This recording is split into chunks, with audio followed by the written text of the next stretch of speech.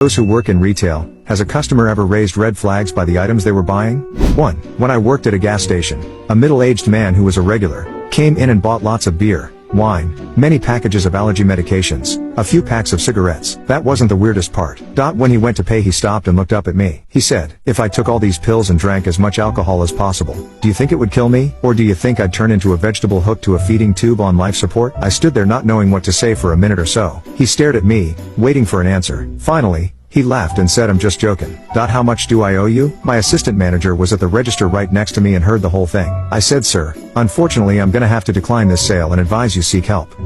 He said, "I've tried. There's no help for me, young man. Now how much do I owe you?" My assistant manager handed the man a piece of paper and said, "I hope this helps." The man looked at it and said, "Suicide hotline? I don't need this. I need to die. The customer is usually right.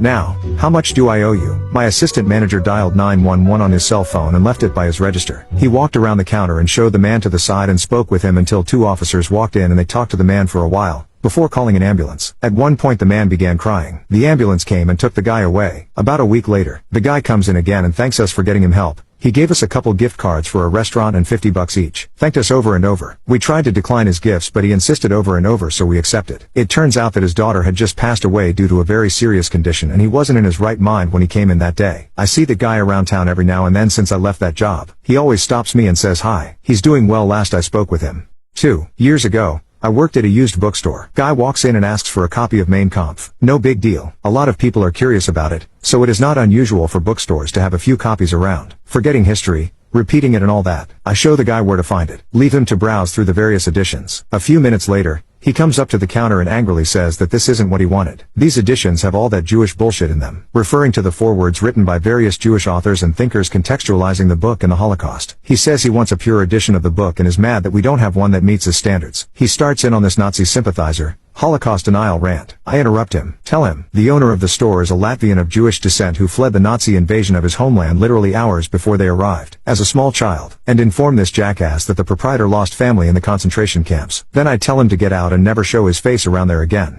3. Oh yes, I was working in a hardware store and a guy came to my line with a couple of bags of lime, a huge plastic storage bin and an axe. I had a quick internal debate about calling a manager or security. Instead I asked the guy to look up at the security camera over my register. He looked at it, reflex, as he asked why, so I looked at the things he wanted and said, "You forgot the duct tape." Did I mention that he was wearing a police uniform? He didn't move for a couple of seconds, then promised it was for 3 separate projects, looked at the camera again and waved. I rang him up, and prayed. 4. The red flag was raised immediately after the purchase. I worked at Kmart and was cashiering at the till closest to the exit. We had a lot of regulars and I'd worked there for quite a while, so our exchanges were usually pretty informal, joking a bit, light banter and such. It was during the winter and bitter cold. We were selling a lot of coats, gloves and stocking caps, so I really thought nothing of it when a 20-something fellow came through my line to purchase a balaclava. After the usual pleasantries and as I was ringing him out I said something like, "I sure hope I don't see a news story tomorrow that someone committed a robbery while wearing a black balaclava with a blue stripe." The man hesitated for a moment, let out a nervous laugh, and said, "Yeah, okay, maybe he's not one to joke." So I apologized, "Sorry, just kidding, no offense intended." He silently paid for his purchase and walked out, depositing the bag containing the balaclava into the trash can beside the door.